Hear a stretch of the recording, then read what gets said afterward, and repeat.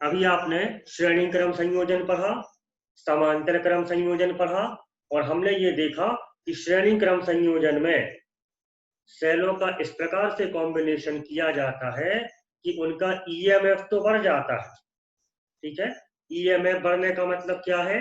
वो ज्यादा एनर्जी से किसी ऑब्जेक्ट को पुश कर सकते हैं, मतलब किसी भी डिवाइस को स्टार्ट आसानी से किया जा सकता है। लेकिन श्रेणी क्रम संयोजन में करंट नहीं बढ़ती। फिर हमने एक और प्रयास किया, सेलों को इस प्रकार जोड़ा। इस प्रकार जोड़ने का मतलब उनको समांतर क्रम में जोड़ा। अब समांतर क्रम में जोड़ने से क्या हुआ? उनका ईएमएफ अनचेंज रहा, लेकिन करंट बढ़ गई। तो एक कॉम्बिनेशन से ईएमएफ बढ़ जाता है श्रेणी क्रम से, और दूसरे क्रम समांतर क्रम कॉम्बिनेशन से करंट बढ़ जाती। तो हमारी रिक्वायरमेंट क्या है? कहीं कहीं हम किसी मशीन में हम ईएमएफ अधिक चाहते हैं, तो वहां पे हम कैसी बैटरी लगाएंगे जिसमें सेल श्रेणी क्रम में जोड़े गए हों। ठीक है, बैटरी कैसे बनती है? कई सेलों को जोड़कर बैटरी बनती है। चाहे आप सेलों को श्रेणी क्रम में जोड़ो, चाहे आप सेलों को समांतर क्रम में जोड़ो, कई सेलों को जोड़कर एक बैटरी बनाई जाती है। तो अब किसी डिवाइस में हमारी रिक्वायरमेंट ये है कि हम करंट ज्यादा चाहते हैं, तो वहां पे जो बैटरी आप यूज करोगे, उस बैटरी में जो सेल लगे होंगे वो सभी सेल समांतर क्रम में लगे होंगे। लेकिन जनरली हम ये चाहते हैं कि करंट भी ज्यादा मिले और ईएमएफ भी ज्यादा मिले, दोनों चीजें हम ज्यादा चाहते हैं। तो दोनों चीजें ज्यादा चाहने के लिए आपको श्रेणी क्रम भी करना पड़ेगा और उसके साथ साथ समांतर क्रम भी करना पड़ेगा। इसलिए हम तीसरा विकल्प चुनते हैं, और तीसरे विकल्प का नाम होता है सेलों का मिश्रित क्रम संयोजन। ठीक है, तो इसको जरा ध्यान से देखो, इसमें किस प्रकार से कॉम्बिनेशन किया जाता है, कैसे करंट का डेरिवेशन ज्ञात किया जाता है। तो हम शुरू करते हैं।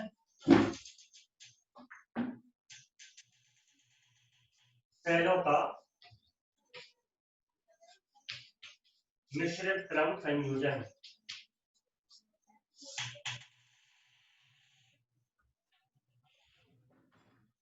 इसको पढ़ने से पहले आप एक बार जल्दी से रिवाइज कर लो। श्रेणी क्रम संयोजन में हमने n सेल श्रेणी क्रम में लगाए थे, उसका पूरा राउंड लगा के हमने ईएमएफ फाइंड किया था और रेजिस्टेंस को सीधा सीधा ऐड कर दिया था, जोड़ दिया था। समांतर क्रम में भी हमने एक राउंड लगा के ईएमएफ फाइंड किया था, और उन सभी में जितने सेल लगे उस संख्या से डिवाइड करके, उस संख्या से भाग देके हमने रेजिस्टेंस फाइंड किया था। तो श्रेणी क्रम में लगे सेलों के रेजिस्टेंस को कैसे फाइंड करते हैं? उस संख्या से गुणा करके। याद रखना, श्रेणी क्रम में जितने भी सेल लगे होंगे उनका इंटरनल रेजिस्टेंस कैसे फाइंड करेंगे? उस संख्या से गुणा करके। और समांतर क्रम में लगे हो तो उसका कैसे फाइंड करेंगे? उस संख्या से भाग देकर। ठीक है, उस संख्या से भाग देकर फाइंड करेंगे। तो मिश्रित क्रम में क्या होता है? कुछ सेल श्रेणी क्रम में जोड़े जाते हैं, ये ऐसे ऐसे हमने n सेल श्रेणी क्रम में जोड़ दिए। ये पॉजिटिव नेगेटिव ये सभी n सेल हैं जो श्रेणी क्रम में जोड़े गए हैं। फिर हमने ऐसी एक और लाइन लगाई n सेलों की।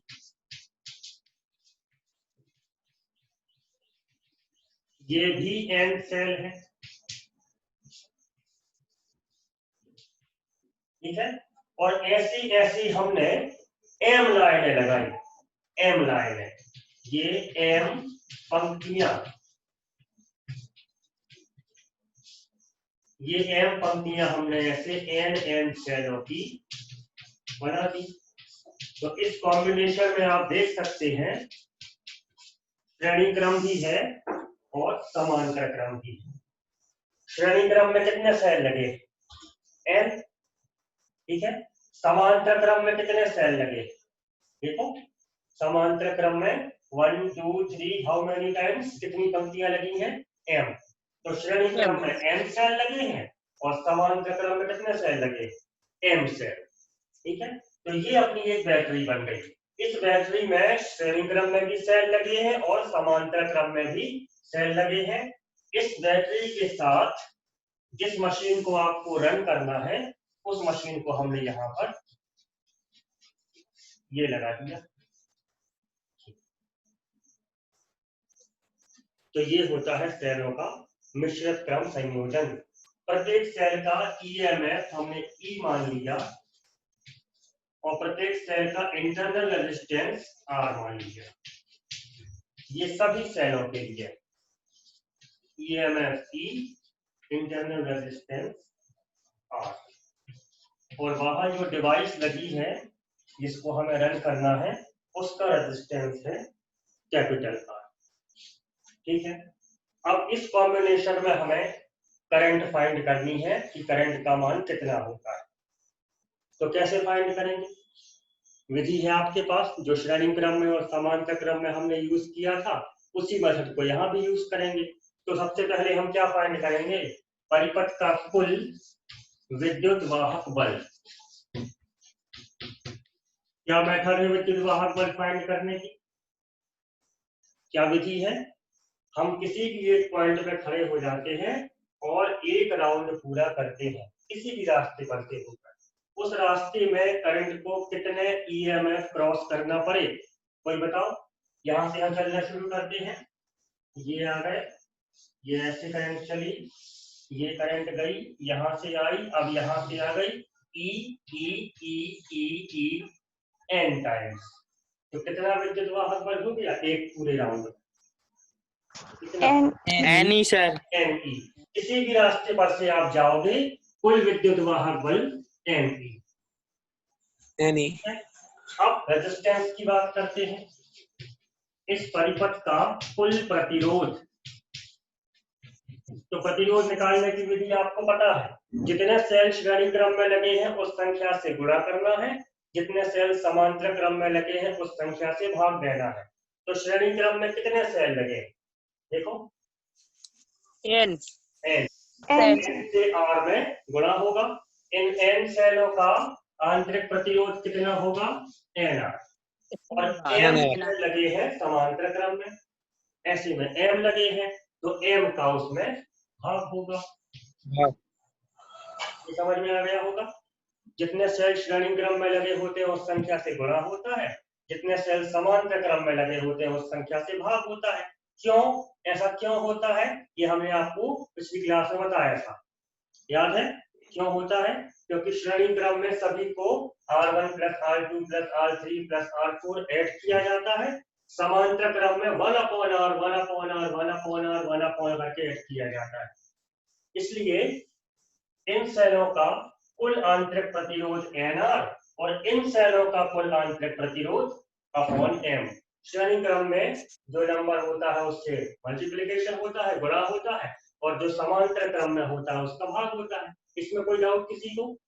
कुल कितना प्रतिरोध हो गया ये समझ में आपको आ गया? कुल प्रतिरोध कितना? NR upon M। और भी कुछ रहेगा या कि पूरा हो गया? देखो जरा, कुछ और बाकी है रेजिस्टेंस को लिखने के लिए? जी सर।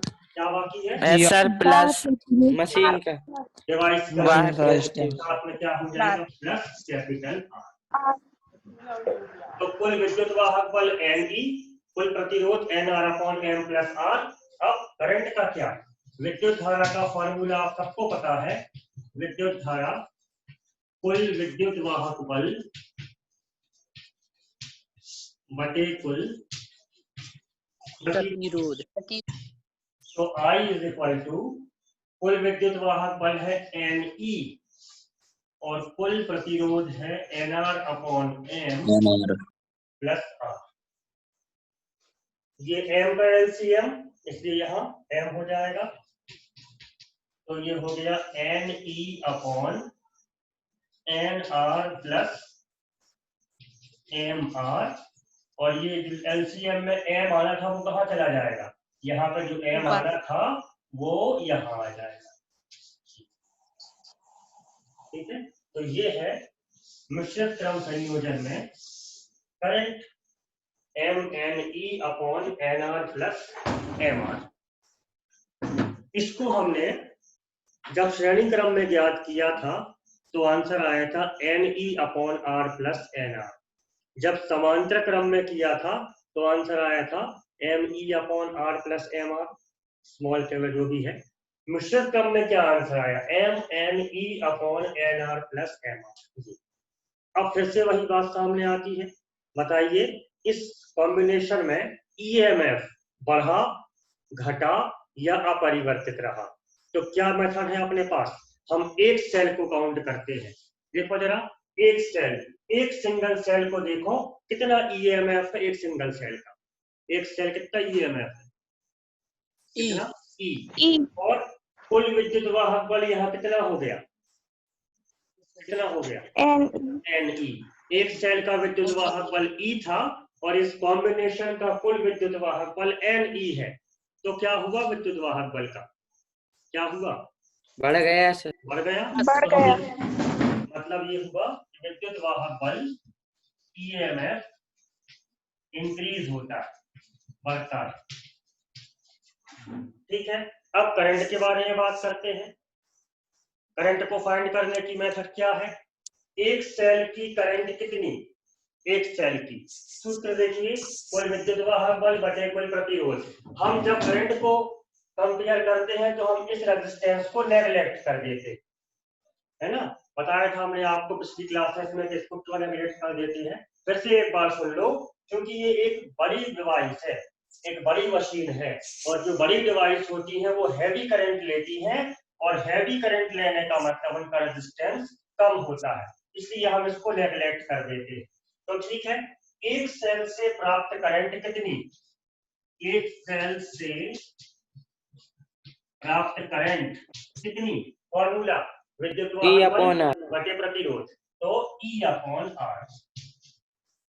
एक सेल से प्राप्त करंट E/R, और कॉम्बिनेशन से प्राप्त करंट ये है, ये है। इसको देखो, इसमें से ये R वाला टर्म हमने नेगलेक्ट कर दिया, तो क्या बचा, MNE/NR, MNE/NR, इसको हम नेगलेक्ट कर दिया, तो ये N से N कैंसिल, तो कितनी करंट, ME/R। अब बताइए करंट बढ़ी कि नहीं बढ़ी, बड़ी है सर करंट, बिल्कुल बड़ी है। बड़ी इस है सर। कॉम्बिनेशन में ईएमएफ भी बढ़ जाता है और करंट भी बढ़ जाती है। ईएमएफ कितने गुना बढ़ा, फिर से देखो, एक सेल का ईएमएफ E था, कुल विद्युत वाहक बल कितना हो गया, NE। ध्यान से देखना, NE मतलब विद्युत वाहक बल कितने गुना बढ़ता है, N Guna. What is N Guna, N क्या है, क्या है, N सेलों की संख्या। हाँ, श्रेणी क्रम में जितने सेल लगे होंगे, श्रेणी क्रम में कितने सेल लगे हैं, N, उतने गुना ईएमएफ बढ़ता है। फिर से करंट कितनी बढ़ी, कितने गुना बढ़ी, E/R और ME/R, कितने गुना, M गुना। M गुना। और M क्या है, जितने सेलों की पंक्तियां बनाई गई, जितनी लाइनें बनाई गई, उतने गुना M बढ़ा। ठीक है, उतने गुना करंट बढ़ी, करंट बढ़ी। अब एग्जांपल देखिए, जैसे हमने आपको 20 सेल दे दिए, 20 सेल्स हमने आपको दे दिए, और हमने आपसे कहा इसकी एक बैटरी बनाओ, इसकी एक बैटरी बनाओ। तो आप 20 सेलों से किस प्रकार से बैटरी बनाओगे, कई ऑप्शन है आपके पास, जैसे एक साथ एक लाइन में 20 सेल लगा दो, 20, 1 2 3 4 5 6 7 8 9 10, ऐसे 20 सेल लगा दो, तो एक बैटरी बन जाएगी। वो बैटरी क्या करेगी और क्या नहीं करेगी, क्योंकि आपने सभी 20 सेल श्रेणी क्रम में जोड़ दिए हैं, इसलिए वो बैटरी ईएमएफ तो बहुत ज्यादा देगी, ईएमएफ करंट ज्यादा नहीं देगी। ठीक है, दूसरा ऑप्शन क्या है 20 सेलों से बैटरी बनाने का, आप उनको ऐसे एक के नीचे एक समांतर क्रम में जोड़ दो, समांतर क्रम में जोड़ दो, तो भी एक बैटरी बन जाएगी 20 सेलों की।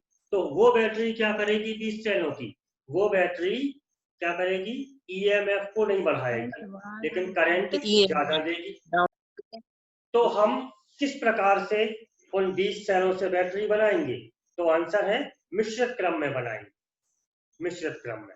अब मिश्रित क्रम में कैसे बनाएंगे, तो 5-5 सेलों की 4 लाइनें लगा दो, क्योंकि आपके पास कितने सेल्स हैं, 20। ठीक है, 5-5 सेलों की हमने 4 लाइन लगा दी, कितने सेलों की लाइन लगाई आपने? एक लाइन में कितने हैं? 5। 5 ये 5 इतने 5 गुना क्या बढ़ेगा? ईएमएफ। 5 गुना ईएमएफ बढ़ेगा। और लाइनें कितनी लगाई आपने?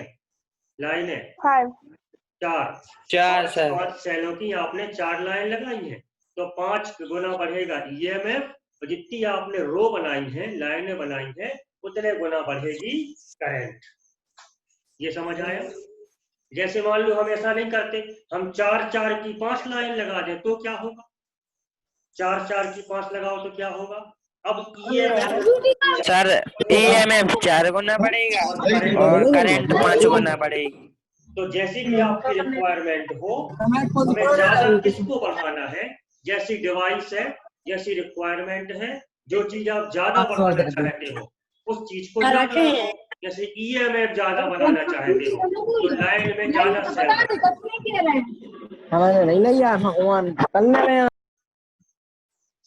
ईएमएफ ज्यादा करना चाहते हो तो लाइन में ज्यादा सेल रखो, ठीक है। और यदि आप करंट ज्यादा बढ़ाना चाहते हो तो रो ज्यादा बनाओ, रो ज्यादा बनाओ। ये समझ आ गया? तो लाइनें, एक लाइन में कितने सेल और ऐसे ऐसे सेलों की कितनी पंक्तियां, इन दोनों चीजों का महत्व है। जितने सेल आपने लाइन में लगाए हैं उतने गुना ईएमएफ बढ़ेगा, और जितनी आपने लाइनें बनाई हैं उतने गुना करंट बढ़ेगी। नॉर्मली हम प्रयास क्या करते हैं कि उतने ही सेल रखें, उतनी ही पंक्तियां बनाएं। इसलिए 25 सेल, 36 सेल, 49 सेल, इस प्रकार के सेलों से बैटरी बनाई जाती है। क्योंकि 25 सेल से कैसे बनेगी? 5 की 5 लाइन, 36 से 6 की 6 लाइन, 16 सेलों से 4 की 4 लाइन। ये बनाने में उतने ही गुना ईएमएफ बढ़ेगा, उतने ही गुना करंट बढ़ेगी। तो अपनी जो बैटरी होगी वो दोनों काम परफेक्टली कर सकती है। ठीक है, तो इसको नोट कर लेते हैं।